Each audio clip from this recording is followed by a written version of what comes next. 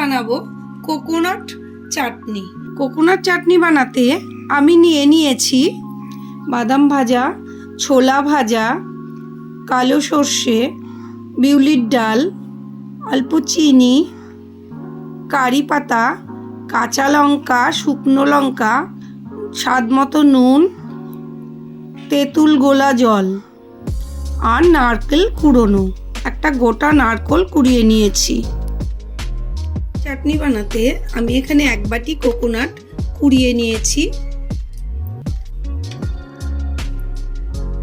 ভাজা বাদাম নিয়েছি,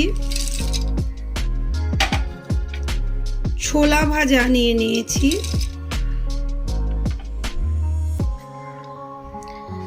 তেঁতুল ভেজানো জল মানে তেঁতুলের কাদ নিয়েছি,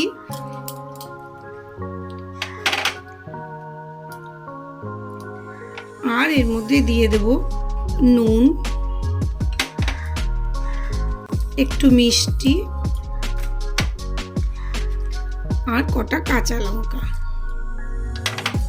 একটু জল অ্যাড করে দেব।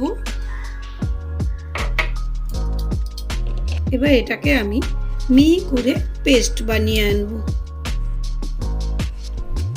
সব উপকরণগুলো আমি মিক্সিতে পেস্ট করে নিয়েছি। একটা বোলের মধ্যে এই পেস্টটা ঢেলে নিচ্ছি।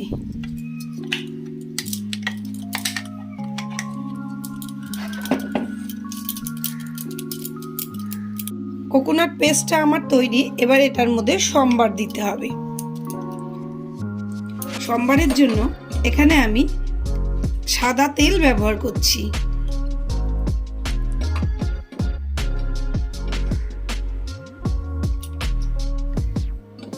তেলটা আমার গরম হয়ে গেছে।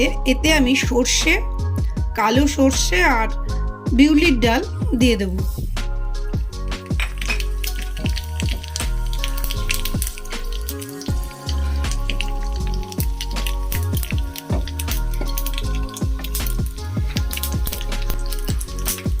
আর দিয়ে দেব 2টো শুকনো লঙ্কা, 2টো লাল কাঁচা লঙ্কা।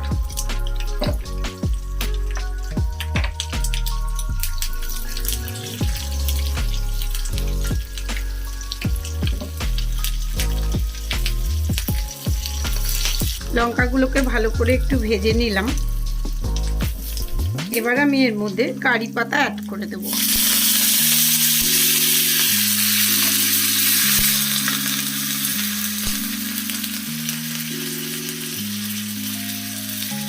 এবার এটা আমি এই সম্বারের মধ্যে মিশিয়ে দেব।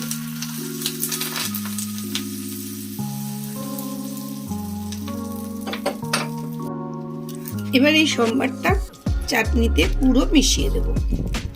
তাহলে আমার তৈরি হয়ে গেল কোকোনাট চাটনি, ধোসা বা ইডলির সঙ্গে খাবারের জন্য।